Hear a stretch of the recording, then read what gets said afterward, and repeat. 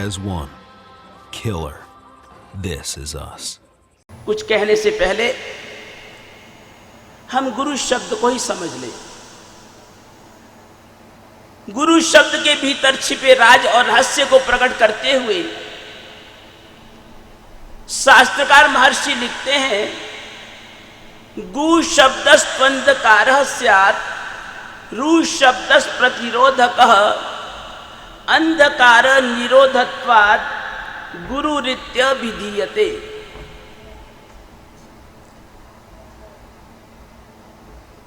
गुरु शब्द में दो अक्षर हैं, गु और रु।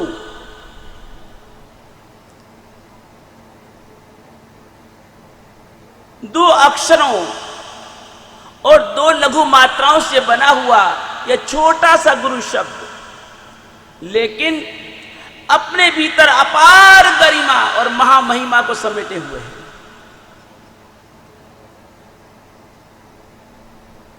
दो शब्दों से बना गु और रु। गु शब्द का अर्थ होता है अंधकार और रु शब्द का अर्थ होता है रोकने वाला, अंधकार को रोकने वाला, वह है गुरु तत्व।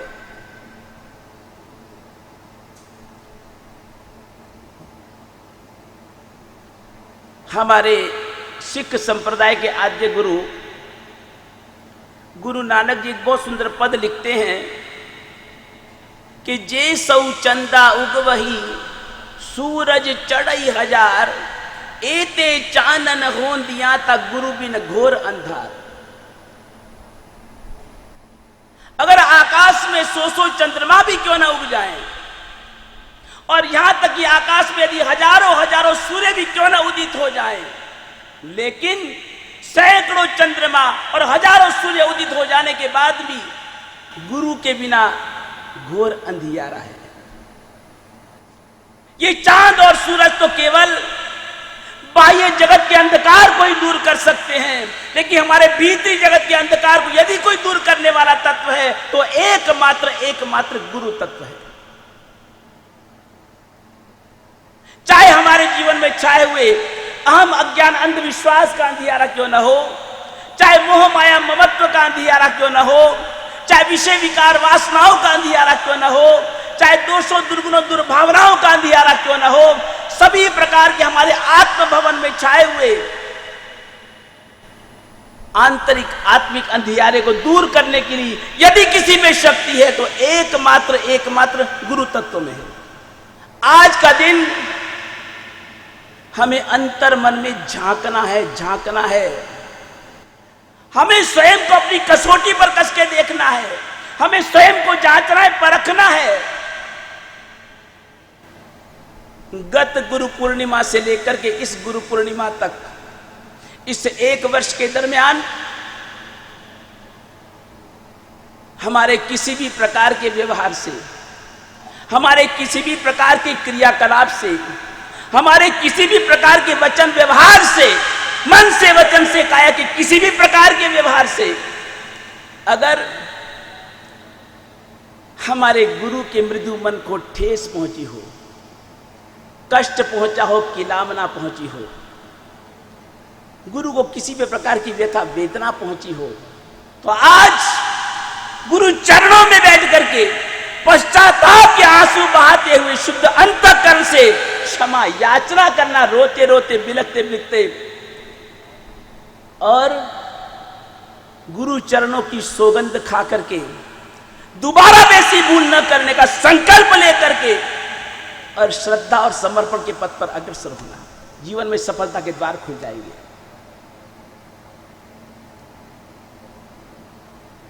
यह निश्चित समझना, दीपक को जलाए रखने के लिए तेल की आवश्यकता है, घड़ी को चलाए रखने के लिए चाबी की आवश्यकता है, शरीर को हृष्ट पुष्ट रखने के लिए भोजन की आवश्यकता है। उसी प्रकार अगर जीवन को आप प्रगति पथ पर अग्रसर करना चाहते हैं, यदि जीवन में उन्नति के शिखरों को प्राप्त करना चाहते हैं, तो सबसे पहले गुरु की आवश्यकता है, यह निश्चित समझना, गुरु के हाथ के बिना, गुरु के साथ के बिना, गुरु के अंतर्मन के आशीर्वाद के बिना, गुरु की कृपा किरण के बिना आज तक कोई व्यक्ति जीवन में आगे नहीं बढ़ पाया, जीवन में कभी भी सफलता का स्पर्श नहीं कर पाया।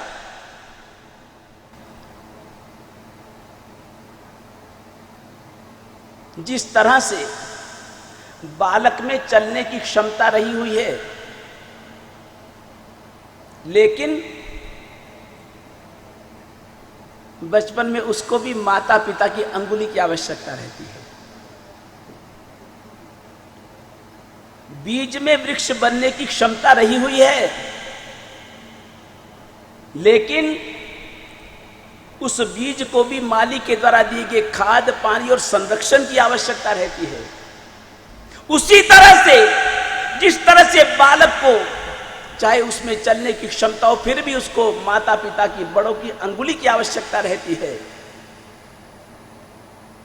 बीज में चाहे वृक्ष बनने की शक्ति रही हो, तब भी उसको माली के द्वारा दिए गए बीज, खाद, पानी और संरक्षण की आवश्यकता रहती है। उसी तरह से चाहे हमारे अंतर्मन में भी अनंत अनंत शक्तियां रही हुई हैं, प्रत्येक जीवात्मा में अनंत अनंत शक्तियां रही हुई हैं, लेकिन उन शक्तियों को उजागर करने के लिए, उनको प्रकट करने के लिए, प्रादुर्भवित करने के लिए गुरु की आवश्यकता रहती है।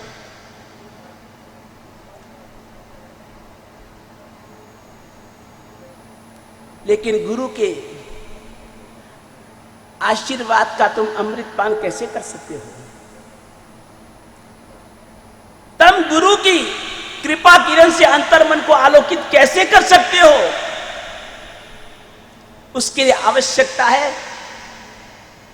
शुद्ध श्रद्धा और समर्पण भाव की।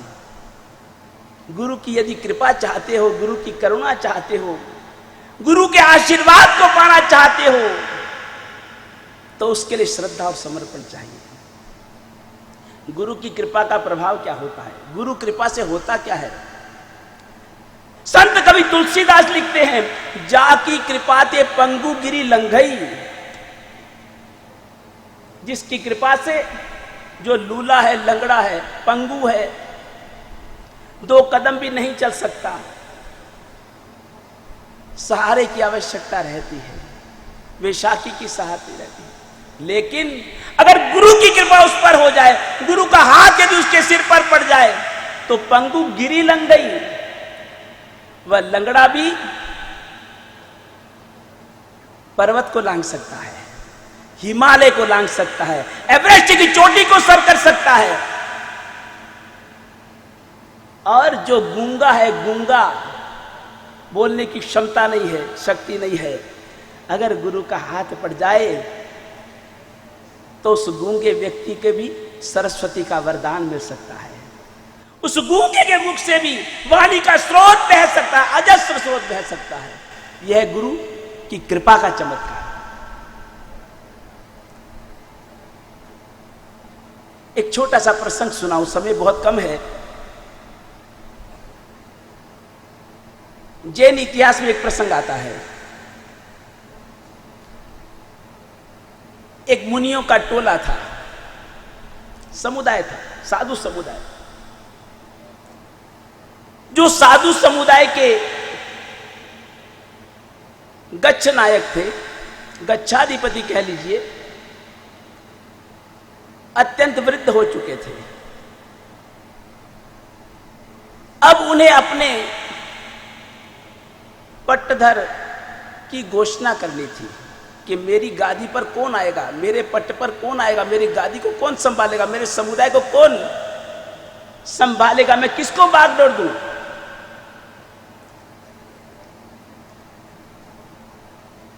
अपने सारे समुदाय की जिसे बागडोर देनी थी, उस शिष्य की वो खोज में थे।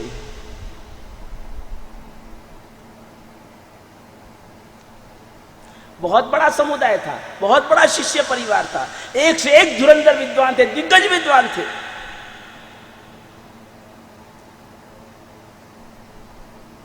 सभी शिष्यों के मन में था शायद मेरा नंबर लग जाए, शायद गुरुमुख से मेरा नाम निकल आए। सभी अनुमान ही अनुमान में खोए हुए थे।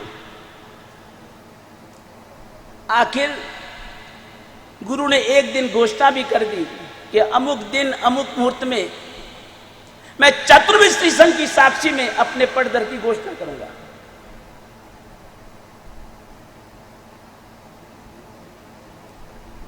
निश्चित दिन निश्चित समय चतुर्विश्री संघ, सैकड़ों साधु भगवान, सैकड़ों साधुया और हजारों की श्रावक श्राविकाओं की मेदनी विशाल चतुर्विश्री संघ की उपस्थिति है। बीच में समूह शरण की संरचना की गई है। आज गुरु किसी को अपना आचार्य पद देंगे, पटदर की घोषणा करेंगे। सभी के मन में उथल पुथल मची हुई है, उहापोह मची हुई है।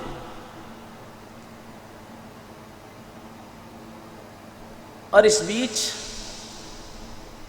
समय मुहूर्त का निकट है। गुरुदेव चारों तरफ निगाह घुमाते हैं, देखते हैं, बड़ी पैनी निगाह से देखते सभी शिष्यों की ओर। सभी शिष्य आ गए थे, सारा मुनि परिवार आ गया था। एक शिष्य नहीं आया था, एक मुनि नहीं आया था, एक मुनि नहीं आया था।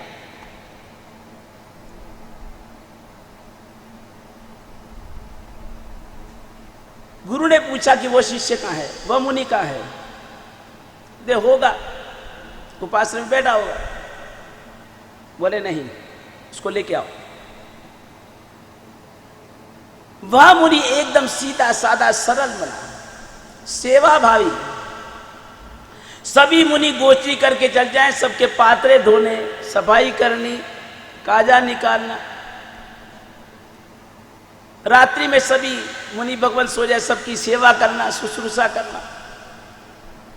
उसको कोई नाम की चाह नहीं, कोई यश लिप्सा नहीं, केवल गुरु की काया के साए के समान साथ रहना, गुरु की सेवा करना। ऐसा सेवाव्रती मुनि, पढ़ा लिखा नहीं था, अनपढ़ था, कोई ज्यादा ज्ञान भी नहीं था। सभी की दौड़ थी, सभी शिष्य लगे हुए थे। वह तो वहां जो सब मुनि चले गए थे उनके पात्रे धोने में लगा हुआ था, काजा निकालने में लगा हुआ था। गुरु ने 2 शिष्यों को भेजा, जल्दी जाओ उसको बुला करके लाओ। 2 शिष्य भागे भागे गए, उस मुनि को लेकर के आए। जैसे वह आकर के बैठा, उसको बिठाए, बैठ जा भैया। गुरु ने नाम पुकारा, आजा भैया। और जैसे ही गुरु ने उसके नाम को बुला करके आगे बुलाया, और गुरु ने अपने पटदर के रूप में उस शिष्य की घोषणा की। सभी शिष्य चौंक गए, आश्चर्यचकित थे, पांवों तले से जमीन खिसक गई। अरे कुछ जानता नहीं, समझता नहीं, इसको कोई ज्ञान नहीं, आगमों का ज्ञान नहीं, कोई अक्षर ज्ञान नहीं। ऐसे मुनि को, ऐसे शिष्य को इतने बड़े समुदाय की बागडोर।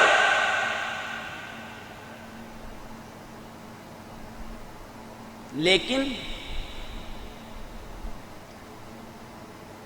आज्ञा गुरुना मविचारणीया, आज्ञा गुरुना मनुलंघनीया। चाहे अंदर भीतर कितना भी उबाल होगा, लेकिन गुरु के आगे बोलने की किसी की हिम्मत नहीं थी। और गुरु ने उस शिष्य को आगे बुला करके कहा कि मेरा यह पटदर, यह शिष्य होगा। सम्मोषण के आगे प्रदक्षिणा ला करके आचार्य पदवी की विधि करा दी गई। वह शिष्य भी बड़ी असमंजस भरी स्थिति में है, आंखों से आंसू बह रहे। गुरुदेव, मेरे जैसा अज्ञानी अनाड़ी जीव, अबोध आत्मा, न मैं जानू न पहचानू, और गुरुदेव ऐसा गुरुतर भार मेरे कंधों पर। आंखों में आंसू बह रहे हैं। गुरु के आदेश से वो आचार्य पदवी की विधि हो रही है, और विधि होने के बाद में एक आचार्य के सबसे पहले परमात्मा के मंदिर जाया जाता है, परमात्मा के दर्शन किए जाते हैं। सारा मुनि परिवार, शिष्य परिवार आचार्य पदवी की विधि के बाद में मंदिर जाने लगा। और मंदिर में जैसे ही जाकर के परमात्मा की स्तुति करी, चैत्य वंदन करने लगे। गुरु कहते हैं बेटा चैत्य वंदन बोल। अब उसको हिंदी ना आवे, गुजराती नहीं आवे, संस्कृत का क्या ठिकाना। बेटा बोल, ये हाथ रखा। और जैसे गुरु ने हाथ रखा और उसी समय सरस्वती फूट पड़ी। सबसे पहले उसके मुख से निकला सकल कुशल वल्ली पुष्करावर्त मेघो दुरितति निर्भानु कल्प वृक्षो कमान।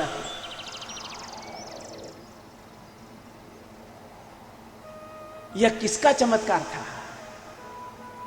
अज्ञानी अबोध अनाड़ी आदमी, कभी जिसने संस्कृत का अक्षर नहीं पढ़ा, लेकिन जैसे ही गुरु का हाथ पड़ा और वैसे ही मुख से सरस्वती फूट पड़ी और सबसे पहले रचना करी सकल कुशल वल्ली पुष्करावर्त मेघो दुरितति निर्भानु कल्प वृक्षोपमानम। आज संपूर्ण जैन शासन में हम कोई भी चैत्य वंदन करते हैं तो सबसे पहले यदि बोलते हैं तो सकल कुशल वल्ली बोलते हैं। ये किसका चमत्कार? एक गुरु की कृपा का चमत्कार, ये गुरु के हाथ का चमत्कार। गुरु क्या नहीं कर सकता। अरे मास्तुस मुनि को केवल मारुष मातुस दो पद देकर के केवल ज्ञान दिला देने वाले किसकी शक्ति थी? गुरु की शक्ति थी। वो खूनी बना हुआ मुनि केवल उपशम विवेक संवर त्रिपदी का दान देकर के उसकी आत्मा का उद्धार कर देने वाले कौन थे? गुरु तत्व था। वो सार में सोई हुई महावीर की आत्मा को जगाने वाला यदि कोई था, समकित का दान देकर के इस महावीर के कदम की ओर बढ़ाने वाला यदि कोई था, गुरु तत्व था। संगम में से शालीभद्र बनाने वाला यदि कोई था, गुरु तत्व था।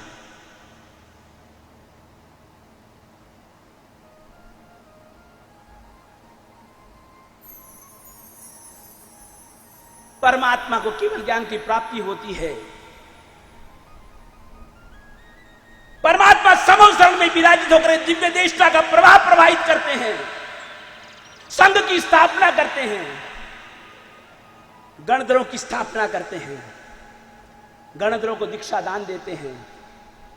और उसके बाद में जैसे गुरु तीर्थंकर परमात्मा जैसे उनके मस्तक पर वासक्षेप डालते हैं, जैसे गुरु के हाथ पड़ता है वैसे ही, ये उन गणधरों की शक्ति नहीं, यह गुरु के वासक्षेप की शक्ति होती है, गुरु के हाथ की शक्ति होती है।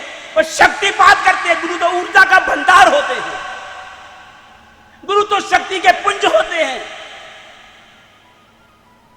अरे गुरु का हाथ पड़ जाए तो तुम्हारा वन जैसा जीवन भी, उपवन तो क्या नंदन वन बन जाए। गुरु क्या है? गुरु दीवो। अरे गुरु तो दीपक है, जलता हुआ दिया है। हम क्या है? बुझे हुए दिए। क्या संदेश देता है? हम बुझे हुए दिए, गुरु तो जलता हुआ दिया है। यदि हम बुझे हुए दिए बढ़ते बढ़ते बढ़ते बढ़ते यदि हम गुरु के पास पहुंच जाएंगे, गुरु की जलती हुई लौ से स्पर्श पा लेंगे, गुरु की ज्ञान की लौ से यदि हम स्पर्श दीक्षा प्राप्त कर लेंगे तो निश्चित ही तुम्हारे भीतर भी तुम्हारा बुझा हुआ दिया जल उठेगा। ज्ञान की ज्योत, विवेक की ज्योत प्रादुर्भवित हो जाएगी। अरे गुरु तो पारस है, पारस। तुम तो लोहा, हम लोहा, गुरु तो पारस है। लेकिन हम जैसे पारस, तुम जैसे पारस को भी, उस लोहे को भी यदि पारस का स्पर्श मिल जाए तो वह लोहा भी सोना बन सकता है।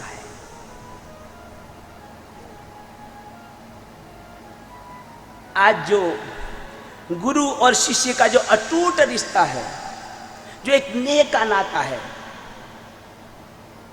आज उसे और दृढ़ बनाने की आवश्यकता है।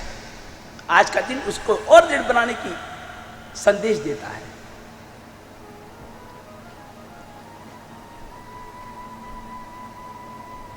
गुरु पूर्णिमा, गुरु को पूर्णिमा के साथ ही क्यों जोड़ा गया? गुरु एकम भी हो सकती थी, गुरु दूज भी हो सकती थी, गुरु पांचम भी हो सकती थी, गुरु अष्टमी भी हो सकती थी। गुरु पूर्णिमा, गुरु को पूर्णिमा के साथ ही जोड़ने की क्या जरूरत पड़ी? उसके पीछे कारण है, जिस तरह से चंद्रमा पूर्णिमा के दिन 16 कलाओं से परिपूर्ण हो जाता है, उसी तरह से गुरु अपनी संपूर्ण आत्मगुणों की कलाओं को प्राप्त करके पूर्ण रूप से पूर्णिमा के चांद जैसे बन चुके हैं। और हम तो, अरे दूज को तो फिर भी थोड़ी लकीर नजर आती है चंद्रमा की, हम तो एकम के जैसे, नजर ही नहीं कुछ आता। अवगुणों के भंडार। लेकिन गुरु तू तो पूनम का चांद है, तू सर्व कलाओं से पूर्ण है। गुरु तेरा आलंबन लेकर के, तेरा आसरा लेकर के, तेरे हाथ का साथ लेकर के हम भी गुरु एक एक गुणों की कला को प्राप्त करते हुए आत्मा का विकास करते करते हम भी गुरुदेव तेरे जैसे पूर्ण बन जाए। पूर्णिमा का चांद जैसे 16 कलाओं से पूरी होता है, उसी तरह से हम भी गुरु तेरा साथ पा करके हम भी अपनी आत्मा की सद्गुणों की कलाओं को पूर्ण प्राप्त करके आत्मा का संपूर्ण विकास साध सके। इसी भावना के साथ हम गुरु पूर्णिमा को आज मनाते हैं। गुरु पूर्णिमा का दिन, जिससे हमें ज्ञान का प्रकाश प्राप्त करना है, जो हमारे रूखे सूखे पतझड़ बने हुए जीवन में ज्ञान की बहार लाने वाले हैं, अंधकारपूर्ण जीवन को सद्ज्ञान के आलोक से भर देने वाले हैं। आज ऐसे गुरु के चरणों में नतमस्तक होने का दिन है। आज अपने समर्पण के संकल्प को पुनः एक बार दोहराने का दिन है। इस जगत में जितने भी जीवों का आज तक कल्याण हुआ है, वर्तमान में हो रहा है, और भविष्य काल में जितने भी जीव अपनी आत्मा का कल्याण साधेंगे, उसमें यदि कोई मुख्य रूप से कोई पद का महत्व है, भूमिका है, तो निसंदेह वह गुरु पद है। गुरु के बिना ज्ञान नहीं, गुरु के बिना बोध नहीं, गुरु के बिना सद्गति नहीं, गुरु के बिना मुक्ति नहीं। इस आत्मा का यदि सबसे बड़ा कोई हितैषी है तो वह गुरु है। बाकी सभी तो हमारे शरीर की चिंता करते हैं, खाया कि नहीं खाया, ठीक तो होना। केवल हमारे शरीर की चिंता करने वाले सारे हैं, और शरीर की चिंता करते करते केवल चिता में ही जलना है। जो शरीर न कभी हमारा हुआ है, न होगा, न होने वाला है। ये शरीर मिट्टी था, मिट्टी है, मिट्टी में ही मिल जाने वाला है। ये सारा संसार केवल और केवल शरीर की चिंता करता है, शरीर के लिए जीता है, शरीर के लिए सोचता है, शरीर के लिए ही सारी क्रियाएं करता है। इसलिए बार बार शरीर मिल रहा है, बार बार जन्म मरण, जन्म मरण, जन्म मरण। क्यों? क्योंकि हमारा मन तन सब कुछ शरीर भाव में पड़ा है। और इस शरीर से हट करके, इस शरीर को चलाने वाला यदि कोई तत्व है तो वो कौन सा है? आत्म तत्व। और उस आत्मा की चिंता करने वाला यदि कोई इस जगत में तत्व है तो उसका नाम है गुरु। गुरु आत्मा की चिंता करता है। अरे तेरी आत्मा का अहित ना हो जाए, अरे तेरी आत्मा दुर्गति में न चले जाए, अरे तेरी आत्मा को बार बार जन्म मरण के चक्रव्यूह में न भटकना पड़े, अरे तेरी आत्मा का कल्याण हो जाए। अरे तूने इतने दुख भोगे हैं, चारों गतियों में तू भटका है, कितने कितने शरीर तूने धारण किए हैं, असंख्य रोगों से तू घिरा है, कितना रोया है, बिलखा है, चीखा है, चिल्लाया है। अरे तेरी आत्मा का कल्याण हो जाए, तेरा उद्धार हो जाए, तेरी मुक्ति हो जाए, तेरा निस्तारा हो जाए, अगर इसकी कोई चिंता करता है, एकमात्र वो तत्व है, उसका नाम है गुरु। आपको कौन सा तत्व चाहिए? जो आपके संसार की, आपके शरीर की चिंता करे, या जो आपकी आत्मा की चिंता करे? आपको कौन चाहिए? आपके परिवार वाले किसकी चिंता करते हैं? वो शरीर की चिंता करेंगे। आत्मा की चिंता कौन करेगा? वो गुरु करेगा। और जब गुरु हमारे जीवन में उतरता है, जब गुरु हमारे जीवन में अवतरित होता है, उस समय हमारे जीवन की दिशा बदल जाती है, हमारे जीवन को एक नया सूर्य मिल जाता है। हम जो भटक रहे थे, हम एक सही दिशा में चलने का गुरु एक हाथ पकड़ करके, सहारा दे करके हमारा सहयोग करता है। किस तरह से हमारे जीवन में गुरु के आने से परिवर्तन हो जाता है। हम क्या थे और क्या से क्या बन जाते हैं। कंकर से शंकर बनाने की शक्ति गुरु में है। जीव में से शिव को प्रकट करने की शक्ति गुरु में है। याद करो, गुरुओं के गुरु, परम गुरु गौतम स्वामी को। जो गौतम स्वामी वेद वेदांत के पारगामी थे, और उस समय इस पृथ्वी तल पर वह ये बात मानते थे कि मेरे से अधिक कोई और प्रकांड ब्राह्मण नहीं, महापंडित नहीं, मेरे से बड़ा कोई विद्वान नहीं, सर्वज्ञ सर्वदर्शी स्वयं अपने आप को जो इस पद के अनुसार अनुभव किया करते थे। ज्ञान का अहंकार भी, और जैसे ही पता चला कि कोई महावीर नाम का तीर्थंकर समव शरण में बैठ करके और वो अपनी ज्ञान की धारा बहाने आया है, और आकाश से जाते हुए असंख्य देवी देवताओं को देखा, तो क्या विचार करते हैं कि अरे ये देवी देवता कैसे मूर्ख हैं कि मेरे इस यज्ञ मंडप को छोड़ करके, मुझ जैसे ज्ञानी को छोड़ करके, और ये कहां चले जा रहे हैं। लगता है कि जैसे इनका गुरु होगा, वैसे ही ये आधे अधूरे देवी देवता हैं, इनको कुछ पता नहीं है। लेकिन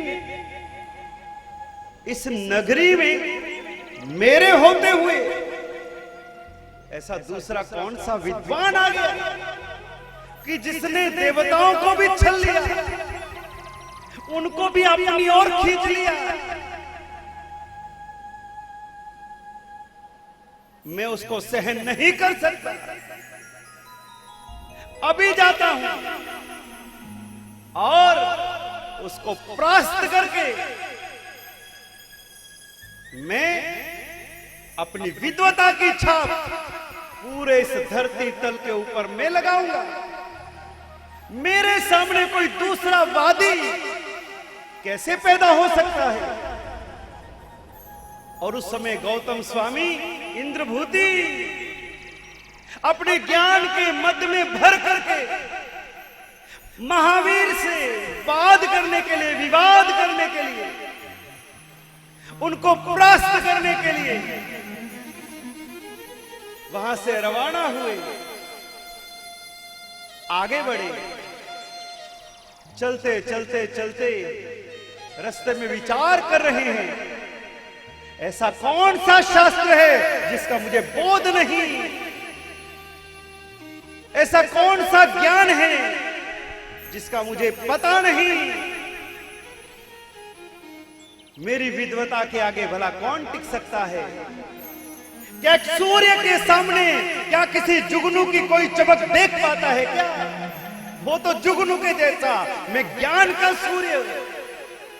जब तक सूर्य उदय नहीं होता तभी तक धरती के ऊपर ये चांद और सितारे टिमटिमाते हैं और सूर्य के आते ही सभी लुप्त हो जाते हैं। अभी जाता हूं और उस महावीर जैसे उस टिमटिमाते तारे को, उस जुगनू को अभी मैं निरस्त कर देता हूं। ऐसा जिसका अंतर के अंदर में भाव उत्पन्न हो। और वो गौतम गए सबों शरण में। जैसे ही सिंहासन के ऊपर बैठे हुए तीर्थंकर महावीर को देखा, वहीं स्तब्ध हो गए, आश्चर्यचकित हो गए। ये कौन है? क्या ये ब्रह्मा है, विष्णु है, सदाशिव महाशंकर है? क्या सूर्य है? कौन है ये? इनके तेज को, इनकी दिव्यता को मैं भी सहन नहीं कर पा रहा। ओहो हो, यह तो 24वें तीर्थंकर, सर्वज्ञ सर्वदर्शी, ये तो महावीर हैं। और अब इनके सामने मैं भला कैसे टिक पाऊंगा? जब तक उनके मन में ऊहापोह चल रहा था, इतने में भगवान महावीर ने क्या कहा? आओ इंद्रभूति, सुख से तो पधारे। और जैसे ही इंद्रभूति ने सुना कि अरे ये तो मेरा नाम लेकर के पुकार रहे हैं, आओ इंद्रभूति, अरे मैं कभी मिला नहीं, जानता नहीं, पहचानता नहीं, कोई परिचय नहीं, कुछ भी तो नहीं, फिर मेरा नाम इनको कैसे पता चला? फिर विचार करते हैं कि अरे मैं विद्वान ब्राह्मण, मैं महापंडित, अरे मेरा नाम तो बच्चा बच्चा जानता है, अगर इसने मेरा नाम जान लिया तो कौन सी बड़ी बात है? हाँ, मेरे भीतर में जो एक संशय है, मेरे भीतर में जो एक प्रश्न है जिसका उत्तर आज तक मुझे नहीं मिल पाया, मेरे बिना पूछे अगर ये मेरे प्रश्न का उत्तर दे दें, मेरे संशय का समाधान कर दें, तो मान लूंगा कि ये मेरे गुरु हैं और मैं उसी समय अपने जीवन को इनके चरणों में समर्पित कर दूंगा। जितना ऊंचा अहंकार था, उतनी ही गहरी उनमें विनम्रता भी थी, जिज्ञासा भी थी। भगवान महावीर तो लोक के सभी जीवों के भावों को जानने वाले, देखने वाले, और परमात्मा महावीर ने कहा कि इंद्रभूय, अरे इंद्रभूति, तेरे मन में आत्मा को लेकर के संशय है ना? तूने वेदों की ऋचाओं में जो आत्मा के स्वरूप को समझा है, जाना है, उसके अर्थ में तुझे विरोधाभास हो रहा है। परमात्मा ने आत्मा की सत्ता के बारे में जैसे ही तर्कबद्ध रीति से उत्तर दिए, समाधान दिए, और जैसे ही संशयों का निवारण हुआ, उसी क्षण, उसी पल गौतम स्वामी ने क्या किया? शरणागति। उसी क्षण जैसे ही उनके प्रश्नों का समाधान हुआ और जो अभिमान के हाथी पर बैठे थे वहां से उतर करके परमात्मा के चरणों में गिर गए, समर्पित हो गए।